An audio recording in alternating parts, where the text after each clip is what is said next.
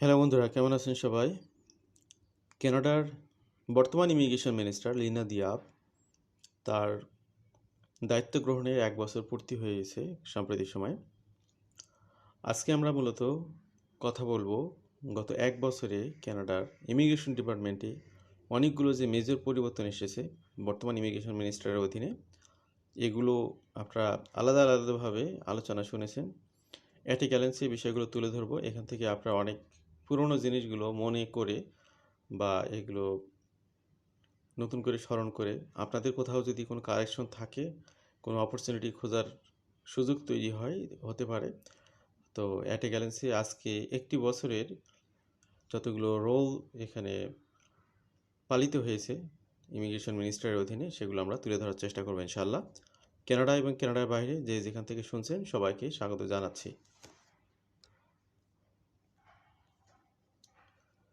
What's Lina Diab done with Canada's immigration system in her first year as minister?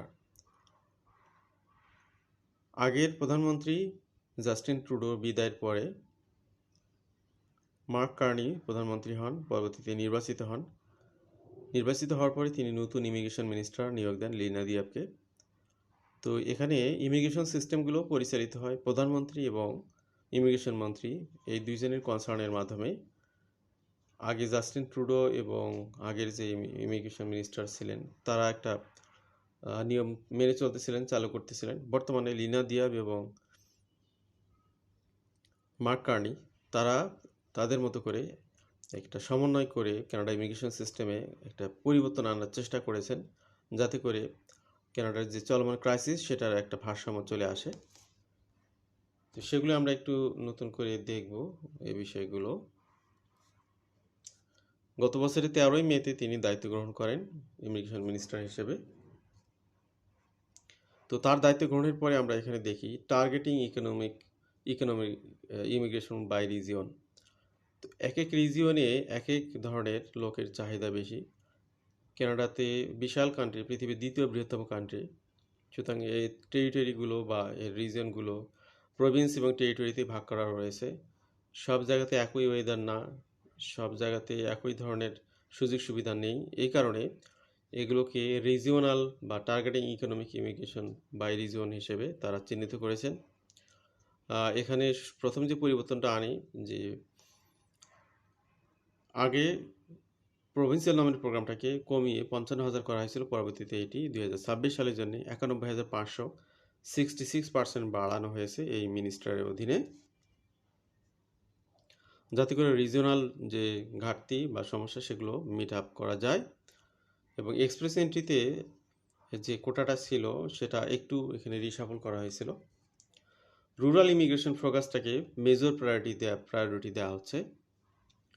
এখানে যে বিষয়গুলো আপনারা দেখতে পাচ্ছেন, আন্ডার দিয়াব IRCC has focused heavily on using immigration to support labour market needs in Canada's rural communities, a continuation of policy that began under Miller with the launch of RCIP and FCIP in January 2025. তো আগের immigration minister দুইটি program launch করেছেন, সেগুলো কিন্তু বন্ধ করা হয়নি, সেগুলো এখনও চলমান রয়েছে। সেগুলোকেই আরও বেশি রিসাফল করা হচ্ছে। On the PR front, however, the sole development under Diab has been accelerated PR applications from existing inventories of rural PR applications. নতুন করে এখানে আর একটি অপরচুনিটিস তারা তৈরি করেছে, টেম্পোরারি রেসিডেন্ট থেকে পার্মানেন্ট রেসিডেন্টে কনভার্ট করার জন্য 33,000 ব্যক্তিদেরকে এক্সট্রা সুযোগ দেওয়া হচ্ছে, যেটা মূল ইমিগ্রেশন টার্গেটের বাইরে। এটাও এই নতুন ইমিগ্রেশন মিনিস্টারের অধীনে এগুলো সুযোগগুলো তৈরি হয়েছে। এই বিষয়গুলো আগে খুব একটা খোলাসা করা হয়নি। পরবর্তীতে এখানে 4 মে 2026-এ এখানে বিষয়গুলো তুলে ধরা হয়েছে, ক্লিয়ার করা হয়েছে যে কাদেরকে এই সুযোগগুলো দেওয়া হবে। 2026 সালে 20,000 ব্যক্তিদেরকে টেম্পোরারি রেসিডেন্ট থেকে পার্মানেন্ট রেসিডেন্টে সুযোগ দেওয়া হবে, যারা কানাডাতে এই ধরনের স্ট্যাটাসের থেকে ইমিগ্রেশন সিস্টেমে বিভিন্ন প্রোগ্রামে প্রোফাইল করেছেন, is are eligible person program meet করার জন্য। তাদের মধ্যেই মূলত 20,000 ব্যক্তিকে সিলেকশন করা হবে। ওয়ার্ক পারমিট অ্যাক্সেসের ক্ষেত্রে তারা রুরাল সাইডটাকে আরও গুরুত্ব দিচ্ছে।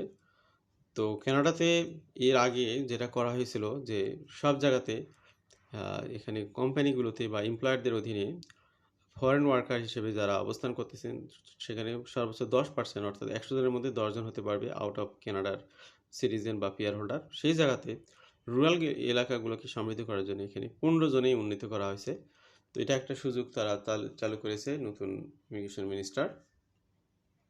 The temporary provincial opt in Mizar will run from April 1st, 2026 to March 31st, 2027 and currently apply to rural employers in countries across British Columbia, Manitoba, New Brunswick, Nova Scotia and Quebec.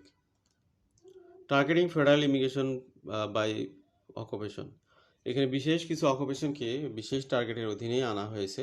আগে ছিল সেগুলোকে আরও রিশাফল করা হয়েছে। 5 new express entry categories have been introduced since Diab has taken office.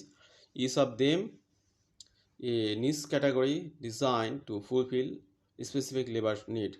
এখানে দিয়াবের দায়িত্ব গ্রহণের পরে যে বিষয়গুলো ইনক্লুড করা হয়েছে: physicians with Canadian work experience, senior managers with Canadian work experience, researchers with Canadian work experience, transport and skill military recruits. এই হলো অবস্থা। এগুলোর আরও কিছু আনুষঙ্গিক কথা আছে এখানে, আমরা সেগুলো এখানে খুচরা আলোচনা করতেছি না।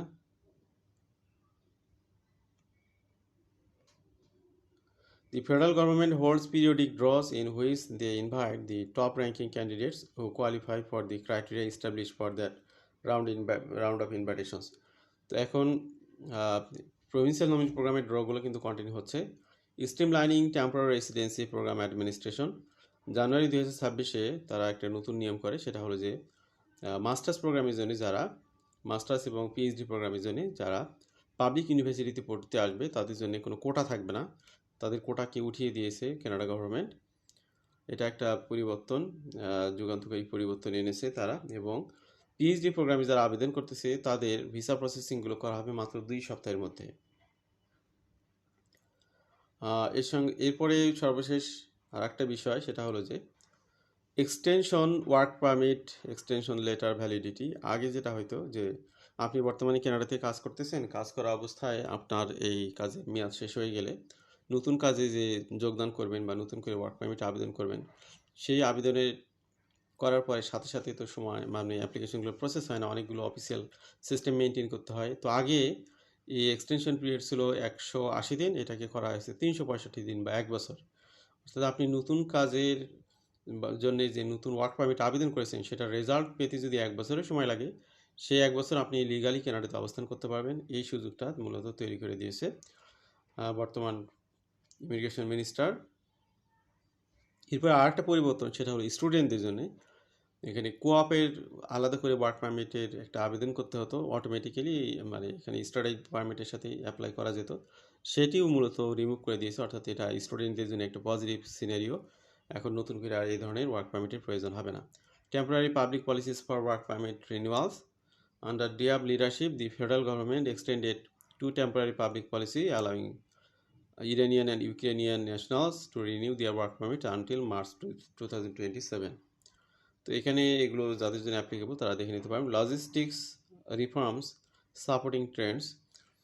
এই বিগত সময়ের মধ্যে রিসেন্ট টাইমে সবচেয়ে আলোচিত যে বিষয় সেটা হলো বিল C-12, যেটা অনেকগুলো বিষয়ে পরিবর্তন বা একটা চ্যালেঞ্জ নিয়ে এসেছে। সেটা হলো যে এককভাবেই কোনো অ্যাপ্লিকেশনকে ক্যান্সেল করা হবে এরকমটা না।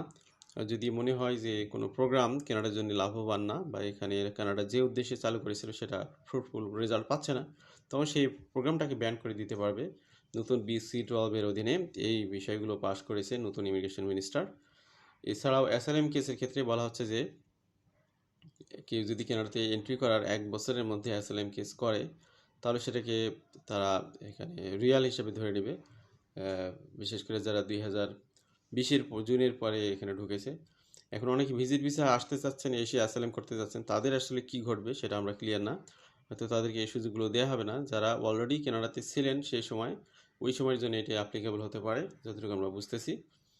আপনার গ্রাউন্ড যদি ঠিকঠাক না থাকে আপনি অ্যাসাইলাম করলেই আপনাকে এই সুযোগ দেওয়া হবে এমনটা কিন্তু না।